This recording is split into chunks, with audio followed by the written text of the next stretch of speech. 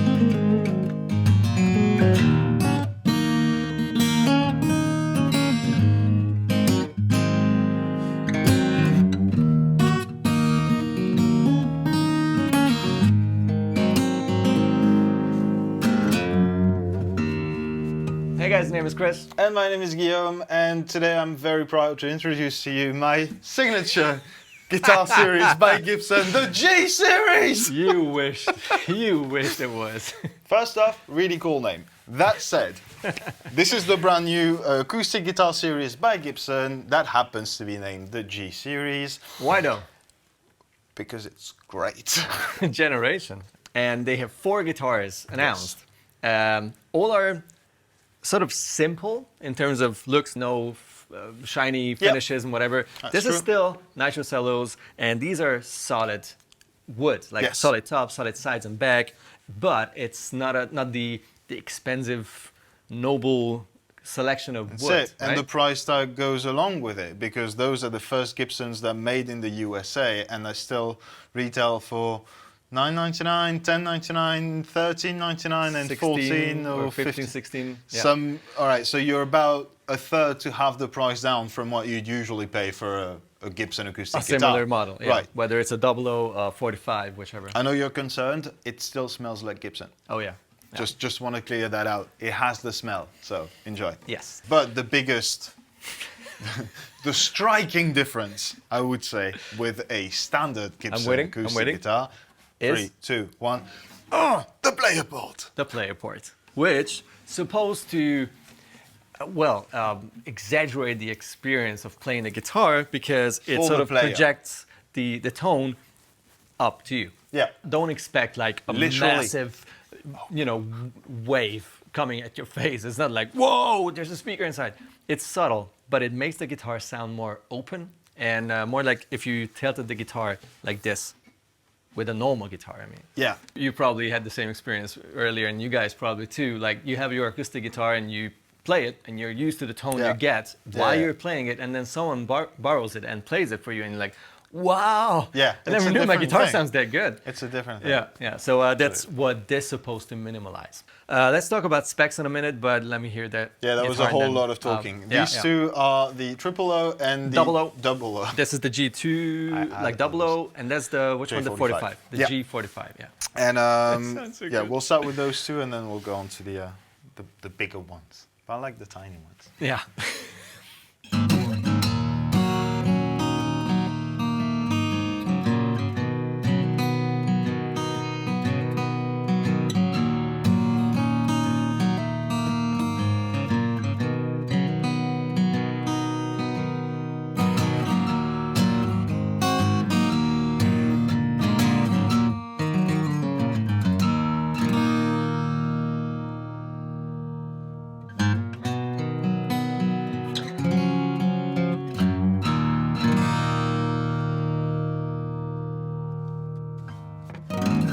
What I love about it is that it sounds so woody.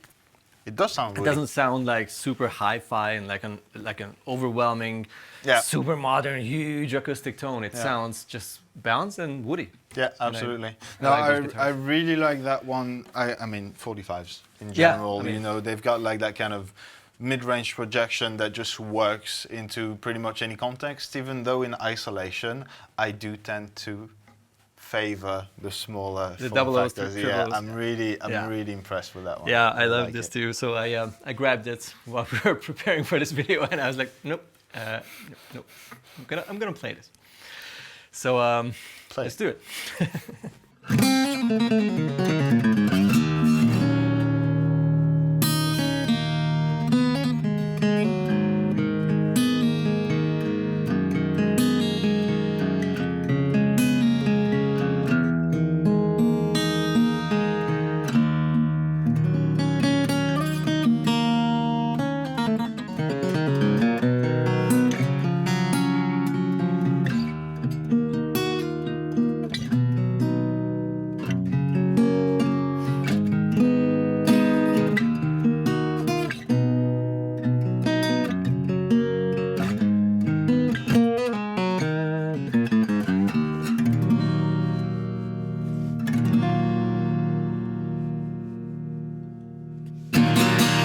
It's loud. It's Tears, loud too. literal tears. That's how you know it's a good riff. Like it works, acoustic, electric, fuzz, no fuzz.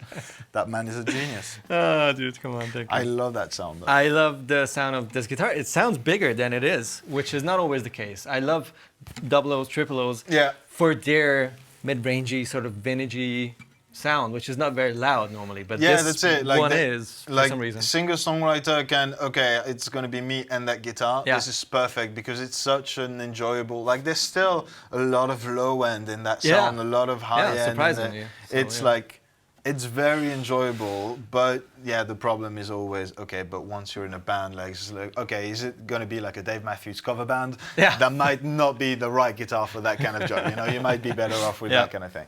But that being said, that's the more affordable guitar out of the bunch, and it just sounds phenomenal. It's very nice. It's all solid wood. This is walnut and Sitka spruce. Yeah. And these are ebony boards. Yes. Which are not pitch black, which makes them right. probably more, well, accessible and affordable too. But I actually love the way how brands started using the more figured, stripy ebony pieces instead of just throwing it away and using only black ones, which is awesome. It's it's something I really appreciate, and they look fantastic, just right on guitars anyhow. So wood doesn't matter anyways, right? It's all in the pickups. Forgot. Tusk nuts and Grover tuners. So it's all solid, it's all high quality, and it costs way less. All right, but that's enough talking about these two. Let's switch on to the other two guitars in that range, which are the 200 and the Writer.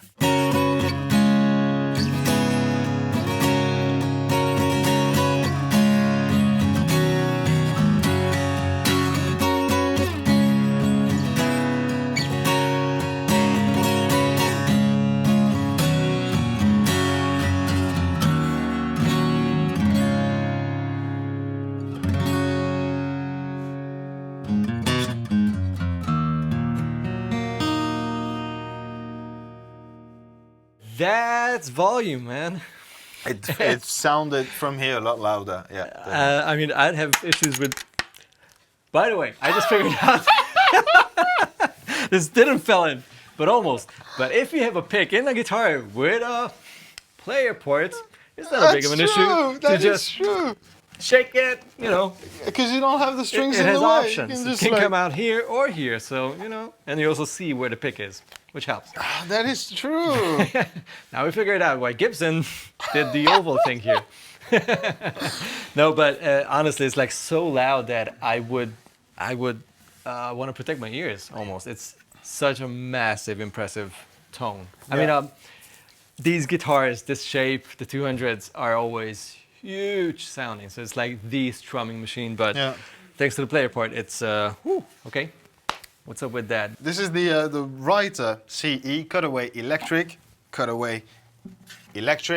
and so we'll be you guys will be hearing a little bit of both. We still have the mics going on, but we are taking a jack out to the DI boxes to the interface so that you can also hear the piezo. LR bags, piezo pickups. Exactly. Absolutely, and it sounds something like this.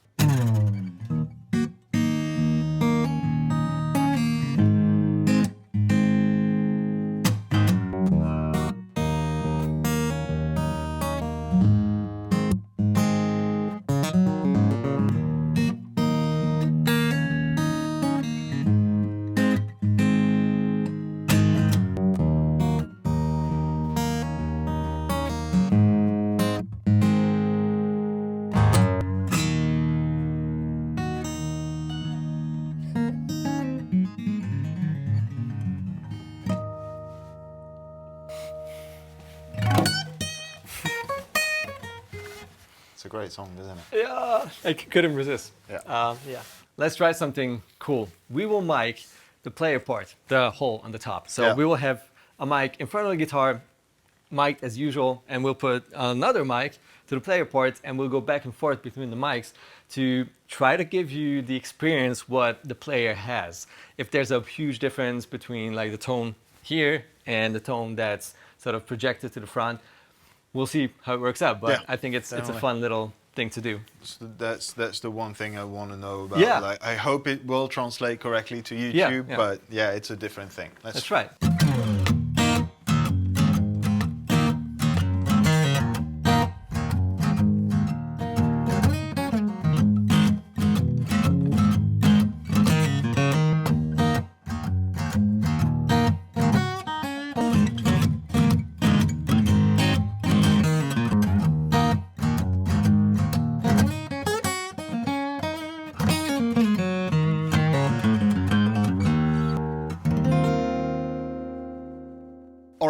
Again, we hope that it came through with the mic, and that's sort of a better idea of what the experience of playing those guitars are. What are your general impressions across the range? First of all, the player port is fun. It's not as huge of a deal for me when I'm looking at these guitars. I would love the series without the player port as well, but it's a goodie. It's like a plus on top because it just makes the guitar sound open, as told. As a singer-songwriter, I would say I like this a lot. Yeah, but I just love simple acoustic guitars where they don't save costs on quality, but on like the fanciness. Like crazy Rosetta and like all the bindings. These are the more expensive ones, and still they look very simple. Like it's more efficient to carve these inlays because you can use the router just to carve into it, and it looks really nice, but it's still sort of cost efficient, and that is awesome in my book because it still allows them to use solid wood, good quality parts, proper tuners, everything that you want on a guitar, and still keep it relatively affordable. Let's say mid-priced, because these are not super cheap. For sure. We're not saying like, oh, these are affordable, cheap guitars. Absolutely not. They're more affordable Gibson guitars. And that's where, because like, if you want a J45, or let's say like the Slash Signature that we tried this year. Last year, I think. Last year. Those are nice, but what is that? 4,000? Like around 5,000, which is a lot of money for anyone to put into a guitar. And you know, you can get away with that, the parlor, and it will sound like a parlor guitar for less than 1,000, 1,000. Just about 1,000, and you know, and that's why I enjoy it too. I think like each of these guitars sound like what they should sound like. Exactly. It's not like an attempt at doing something that's kind of like that. Like if you're playing a J45, it sounds like a J45, and I kind of enjoy that too. What I like about these is like, these are not your first guitar for most of us, at least, because they're not that affordable. But what these could easily be is the second guitar, like the first serious guitar. This series should be then like the relevant one, the working one of those that could really work because it has good specs. A fair price point, a good gig bag. That's a giggable gig bag. Yeah, true. It's actually a soft case. It's a hefty, It's a really good sturdy one. So good specs and a fair price point, and most importantly, just a very nice and woody sounding range of guitars. Definitely. So yeah, that was those were our impressions. We, as usual, hope, as with everything acoustic, that it was kind of a fair rendition on YouTube as well, and that it helped you get an idea of what to expect with those. It's really exciting. It's really cool to see Gibson guitars coming out at that price point. So yeah, if you want any more specifications, go check out the link in the description box. You'll see all the different models, exactly which wood goes where and whatnot. While you're down there, if you can like and subscribe, that would be nice, wouldn't it? Definitely. It's a nice little community we've got going on there. And let us know in the comment section, even lower below, what your thoughts are, what your, I don't know, favorite acoustic guitars are. Yeah. We'll meet there, and we'll see each other next time. Bye.